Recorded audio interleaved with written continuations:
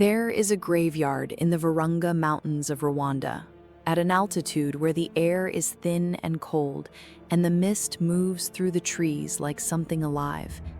It is not a large graveyard. It holds the remains of the mountain gorillas that Dian Fossey buried there over nearly 2 decades. Animals she had named, studied, loved, and mourned. There is a grave there for Digit, her favorite, whose head and hands were cut off by poachers in 1977. There is a grave for Uncle Bert, shot the following year. There are many others. And there is a grave for Dian Fossey herself. She asked to be buried among her gorillas. The request was honored. She lies in the Virunga Mountains, in the forest she spent her life trying to protect, surrounded by the animals she gave everything for. She was 53 years old when she was murdered in her cabin on December 26, 1985. Her killer has never been conclusively identified. Her death, like her life, remains unresolved in ways that the people responsible for it have chosen not to clarify. She was not, by any obvious preparation, a person destined to spend 18 years alone in the mountains of Central Africa, fighting poachers and governments and the indifference of the world.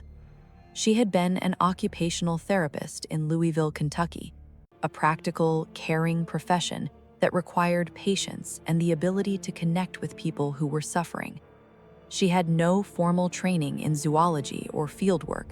She had never been to Africa. She had, in 1963, taken out a bank loan to fund a 3-week trip to the continent, partly to see the wildlife, and partly because she had heard about a British paleontologist named Louis Leakey who was looking for people to study the great apes. She met Leakey on that trip. He was unimpressed at first. She had appendix trouble during their encounter and had to be hospitalized. But something about her determination stayed with him. 3 years later, he contacted her and asked if she would be willing to go to Rwanda and study the mountain gorillas, whose population was collapsing under pressure from habitat loss, poaching, and the capture of infants for zoos and private collectors. She said yes without hesitation. In 1967, she established the Karasok Research Center in the Virunga Mountains at an altitude of 10,000 feet, in conditions that would have defeated most people within weeks. The mist never fully cleared. The vegetation was dense and wet. The nearest town was hours away on roads that barely deserved the name. There was no electricity, no running water, no reliable communication with the outside world. There were poachers in the forest, some of them armed, none of them happy about her presence. And there were the gorillas. The mountain gorillas of the Virunga Range had never had sustained close contact with human beings, and they were terrified of her at first. She spent months simply being present, sitting near them, imitating their feeding behavior, making the sounds they made to signal contentment, learning the vocabulary of gesture and posture and vocalization that constituted their social world. She gave them names. She recorded their individual personalities, their family structures, their conflicts and alliances and moments of tenderness. She did this with the systematic rigor of a scientist and the attentiveness of someone who had fallen completely in love with what she was studying. The first time a gorilla touched her voluntarily, a young male named Peanuts reached out and briefly held her hand. She wept. What she was learning, as she accumulated years of observation, was that mountain gorillas were nothing like the savage beasts of popular imagination. They were complex, social, deeply emotional animals. They formed lasting bonds. They grieved their dead. The silverback males who led the family groups were not simply dominant. They were protectors, mediators, the center of a social world that depended on their stability. She watched them and understood, gradually, that what she was witnessing was not so different from what she had left behind in Louisville, a community of beings trying to keep each other safe in a world that was not always safe. The poachers were the immediate threat, and Fossey fought them with everything she had. Her methods were not always conventional. She confiscated and burned their traps. She destroyed their cattle when they grazed illegally in the park. She organized and participated in anti-poaching patrols that were more aggressive than anything the Rwandan park authorities were willing to conduct. She used tactics that she freely described as psychological warfare, appearing in masks at night, making sounds in the forest, staging events designed to convince local poachers that the mountains were haunted and the guerrillas were under supernatural protection. She was not universally loved for this.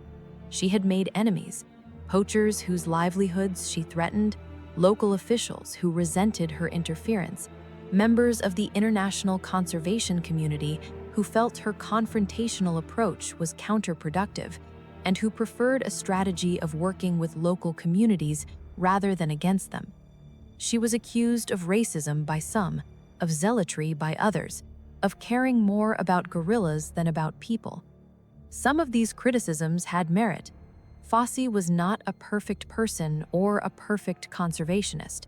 She was a person who had decided, with complete conviction, that the guerrillas were going to survive, and who pursued that conviction without the diplomacy or compromise that operating in a complex human world requires. The death of Digit broke her. Digit had been one of the first gorillas to accept her presence, one of the animals she had spent the most time with, one of the faces she had watched grow from infancy to adulthood. He was killed by poachers on January 1st, 1978.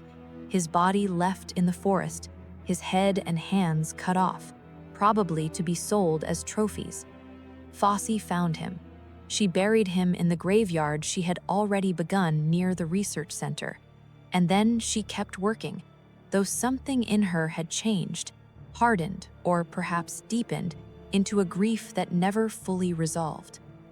She channeled it into the Digit Fund, an organization she established to fund anti-poaching work directly, bypassing the larger conservation organizations she had grown to distrust. She wrote her book, Gorillas in the Mist, which was published in 1983 and brought the story of the mountain gorillas to a global audience for the first time. She completed her doctorate at Cambridge. She kept fighting. On the morning of December 27, 1985, her body was found in her cabin at Karasoke. She had been killed with a panga, a machete, sometime the night before. The cabin had been partially ransacked. Her notes and research materials were undisturbed. The investigation that followed was inconclusive. Several people were arrested at various times. Convictions were obtained, disputed, and eventually overturned. The Rwandan government's handling of the case was widely criticized. The American government conducted its own inquiries. Writers, journalists, and researchers have proposed different theories over the decades.